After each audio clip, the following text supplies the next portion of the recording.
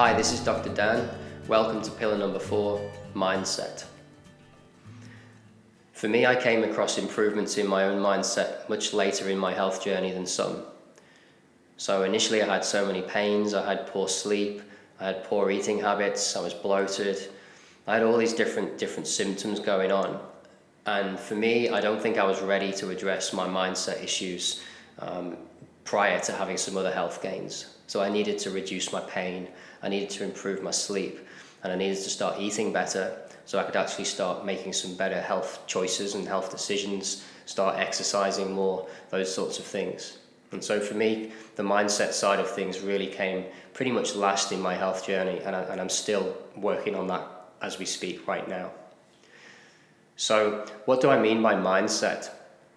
There's so many different categories that could go within mindset. Things like anxiety is one, but other things are things like how you actually respond to your environment and how you react to certain situations. And one of the things I've learned is to try and be aware of how I'm feeling. So in a certain situation, perhaps if there's a conflict situation or something like that, to have an awareness of what happens and what feeling comes about.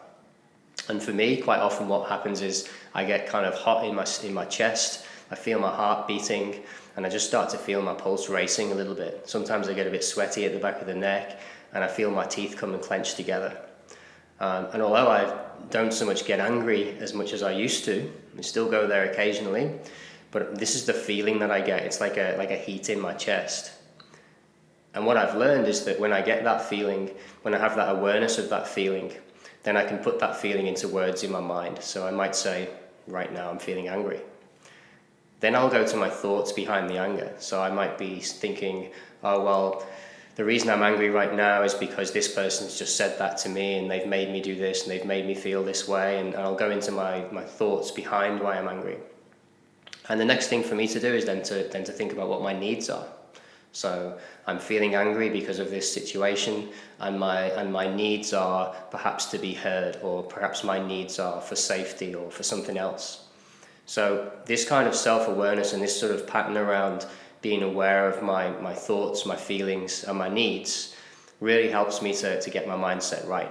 And it helps me to be able to respond in a different situation, almost like take a helicopter view of a situation and not become embroiled in what's going on in my environment. Other things with my mindset, I used to be extremely self-righteous and judgmental without even realizing it. And I've since learned that when I'm pointing the finger at someone, there's 3 fingers pointing right back at me. So that's a really useful thing that's helped in my life. So if I find myself just maybe judging someone, I know that usually there's some kind of judgment in myself at the same time. And that can really help me with being less stressed with my environment. Quite stressful to judge people in my experience.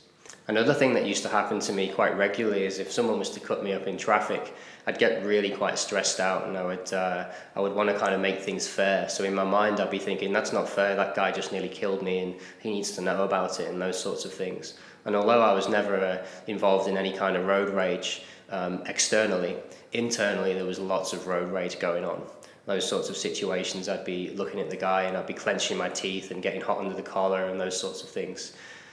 So what I read at one point when I was reading some texts on Buddhism was things like these sorts of situations are actually an opportunity to practice patience. So most of the time now, when this situation happens, if I can catch myself in time, I'll actually thank the other driver for giving me an opportunity to practice patience. And whilst that might sound a little bit odd, the net result of thinking in that way and reacting in that way is that I don't get stressed. So it's really for me, it stops me getting stressed, because in that situation, I'm immediately just thanking the other person. So for me, something that's happened more recently in my life is I came across men's groups. The organization is Men's Wellbeing, and you can look at the website menswellbeing.org.